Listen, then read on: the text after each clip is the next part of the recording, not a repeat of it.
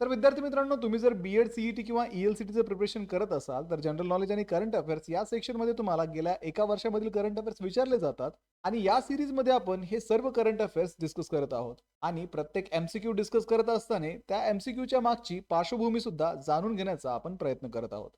तर हॅलो विद्यार्थी मित्रांनो, मी तुमचा एज्युकेटर अरविंद आणि तुमचं स्वागत आहे ग्लोबल ऑनलाईनमध्ये. मित्रांनो, महाराष्ट्र बी-एड, सी-ई-टी आणि ई-एल-सी-टीसाठी असणारा जो क्रॅश कोर्स आहे, तो 2 फेब्रुवारीपासून सुरू करण्यात आलेला आहे. या बॅचमध्ये तुमचा संपूर्ण सिलेबस परीक्षेपूर्वी कव्हर करून तुमची रिव्हिजन घेतली जाईल. तसेच विद्यार्थी मित्रांनो, डेली लाईव्ह क्लासेस तुम्हाला इथे अवेलेबल असतील. रेकॉर्डेड व्हिडिओ लेक्चर सुद्धा तुम्हाला इथे दिले जातील. संपूर्ण अभ्यासक्रमाच्या अपडेटेड नोट्स, 50 पेक्षा अधिक मॉक टेस्ट आणि परीक्षेचं प्रिपरेशन करण्यासाठी 2000 पेक्षा अधिक एमसीक्यू सुद्धा तुम्हाला इथे दिले जातील. तर स्क्रीनवर दिलेल्या नंबरवरती आजच व्हॉट्सअप करा आणि ही बॅच जॉईन करून महाराष्ट्रातल्या टॉपच्या बी-एड कॉलेजमध्ये ऍडमिशन घेण्याची तयारी अगदी आत्तापासूनच सुरू करा.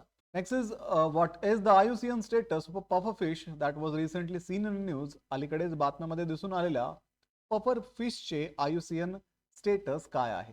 ऑप्शन्स आहेत एंडेंजर्ड, संकटग्रस्त, अतिसंकटग्रस्त, क्रिटिकली एंडेंजर्ड, वल्नरेबल, असुरक्षित आणि लीस्ट कॉन्सर्न, कमी काळजीचा. भारतातील पहिल्या नोंद झालेल्या गोड्या पाण्यातील विषबाधा प्रकरणात सहभागी असलेले पफर फिश हे मासे IUCN कडून वल्नरेबल म्हणून सूचीबद्ध आहेत. हे मासे भारतातील गंगा आणि महानदी यासारख्या नदी खोऱ्यांमध्ये आढळतात. So the puffer fish involved in the India's first recorded freshwater poisoning case are listed as vulnerable by IUCN. They are found in Indian river basin like Ganga and Mahanadi. तर ऑप्शन सी वल्नरेबल, असुरक्षित या प्रश्नाचं योग्य उत्तर आहे.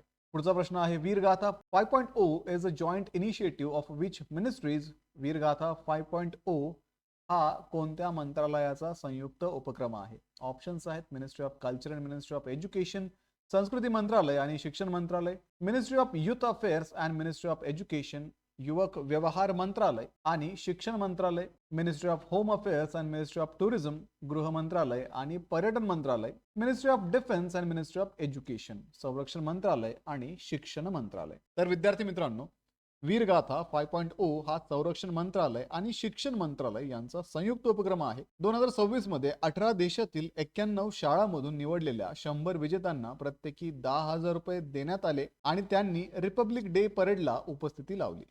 त्यामुळे या प्रश्नाचं योग्य उत्तर आहे संरक्षण मंत्रालय आणि शिक्षण मंत्रालय, option D. So Veergatha 5.0 is a joint initiative of Ministries of Defense and Education in 2026. 100 winners from 91 schools across 18 countries received 10,000 rupees each and attended the Republic Day parade.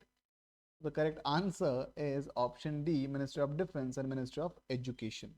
Next question आहे सागर मैत्री is a collaborative initiative of Indian Navy and which organization. सागर मैत्री हा भारतातील नौदल आणि कोणत्या संस्थेचा सहकार्यात्मक उपक्रम आहे? ऑप्शन्स आहेत Defence Research and Development Organisation, National Institute of Ocean Technology, Indian Space Research Organisation आणि इंडियन कोस्ट गार्ड. तर विद्यार्थी मित्रांनो, सागर मैत्री हा भारतीय नौदल आणि DRDO यांच्यातील सहकार्यात्मक उपक्रम आहे.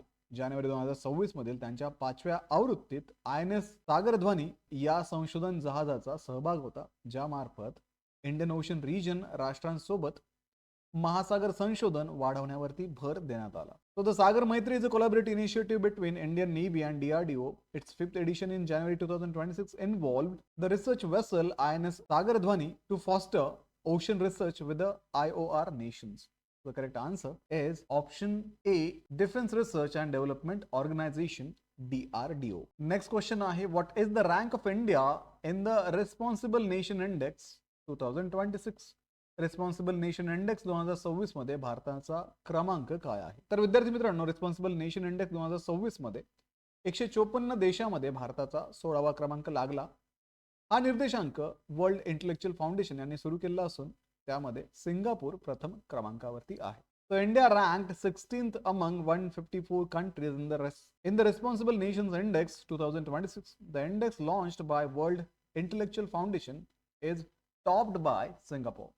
So the correct answer is option A, 16th किंवा 16वा. Next question आहे सौपकर्णिका river that was recently seen in the news is located in which state? अलीकडेच बातम्यामध्ये दिसून आलेली सौपकर्णिका नदी कोणत्या राज्यात आहे? ऑप्शन्स आहेत कर्नाटका, केरला, तमिळनाडू आणि महाराष्ट्र. तर विद्यार्थी मित्रांनो, सौपकर्णिका नदी ही कर्नाटकमधील पश्चिम वाहिनी नदी असून तिचा उगम कोदचाद्री हिल्स येथून होतो एनजीटीने या नदीमध्ये सांडपाणी जाणे थांबवण्यासाठी संबंधित अधिकाऱ्यांना एक कार्ययोजना सादर करण्याचे निर्देश दिले आहे. Sauparanikkan River is a west flowing river in Karnataka originating from the Kodachadri Hills. The NGT directed authorities to submit a plan to stop wastewater flow into it. The correct answer is option A, Karnataka. Where was the 2026 World Economic Forum annual meeting held? 2026 ची world Economic forum वार्षिक बैठक कुठे आयोजित करण्यात आली होती? Options आहेत Paris France, Davos Switzerland, London United kingdom आणि न्यू दिल्ली इंडिया. तर विद्यार्थी मित्रांनो 2026 वर्ल्ड इकॉनॉमिक फोरम अॅन्युअल मीटिंगचे आयोजन 19 ते 23 जानेवारी दरम्यान दाओस स्वित्झर्लंड येथे झाले. या 56व्या परिषदेसाठी मुख्य संकल्पना होती a spirit of a dialogue. So the 2026 World Economic Forum annual meeting was held from 19th to 23rd January in Davos, Switzerland. The 56th meeting's theme was a spirit of a dialogue. So the correct answer is option B, Davos, Switzerland.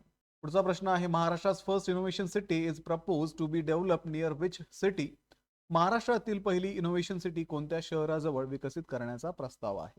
Options आहेत पुणे, नागपूर, नाशिक आणि मुंबई. तर महाराष्ट्राची पहिली innovation city ही मुंबईजवळ विकसित करण्याचा प्रस्ताव आहे. ही योजना वर्ल्ड इकॉनॉमिक फोरम 2025 मध्ये सादर करण्यात आली होती आणि तिची अंमलबजावणी ही 6 ते 8 महिन्यात सुरू होण्याची अपेक्षा व्यक्त करण्यात आलेली आहे.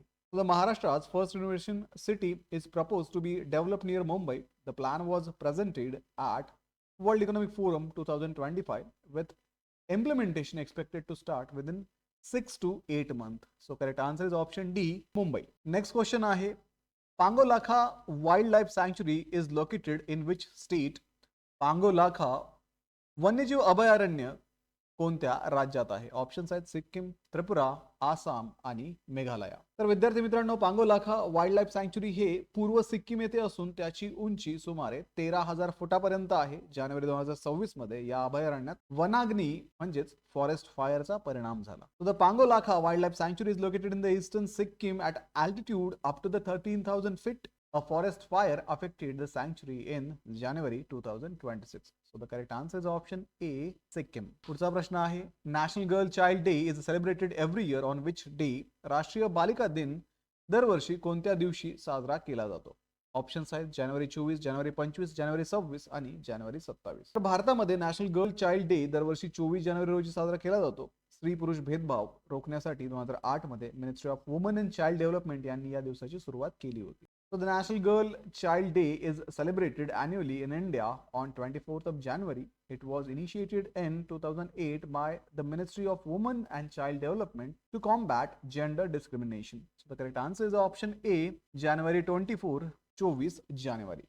तर विद्यार्थी मित्रांनो हे होते बीएड सीईटी संदर्भात काही महत्त्वाचे करंट अफेअर्स आणि त्यावरती आधारित एमसीक्यू. आणि ही सिरीज तुमची एक्झाम पर्यंत अशी सुरू राहणार आहे. त्यामुळे ग्लोबल ऑनलाईनला आत्ता सबस्क्राईब करा. सोबतच विद्यार्थी मित्रांनो आमची जी लाईव्ह बॅच 2 फेब्रुवारीपासून सुरू होत आहे त्या बॅचला जॉईन करण्यासाठी स्क्रीनवरती दिलेल्या नंबरवरती आजच व्हॉट्सअप करा. कारण या बॅचमध्ये तुमचा संपूर्ण सिलेबस डेली लाईव्ह लेक्चरच्या माध्यमातून कव्हर केला जाणार आहे. जर तुम्हाला लाईव्ह लेक्चर अटेंड करणं पॉसिबल नसेल तर रेकॉर्डेड लेक्चर सुद्धा इथे अवेलेबल असतील. संपूर्ण अभ्यासक्रमाच्या अपडेटेड नोट्स तुम्हाला दिल्या जातील. 50 पेक्षा अधिक मॉक टेस्ट तुम्हाला इथे अवेलेबल असतील. 2000 पेक्षा अधिक एमसीक्यू सुद्धा तुमच्या प्रॅक्टिससाठी तुम्हाला दिले जातील. तर स्क्रीनवरती दिलेल्या नंबरवरती आजच व्हॉट्सअप करा किंवा प्ले स्टोअरवरती जाऊन तिथेही ग्लोबल ऑनलाईन ॲपमध्ये तुम्ही हा कोर्स जॉईन करू शकता. तर व्हिडिओला लाईक करा, तुमच्या मित्रांना हा व्हिडिओ शेअर करा, ग्लोबल ऑनलाईनला आत्ता सबस्क्राईब करा. थँक्यू.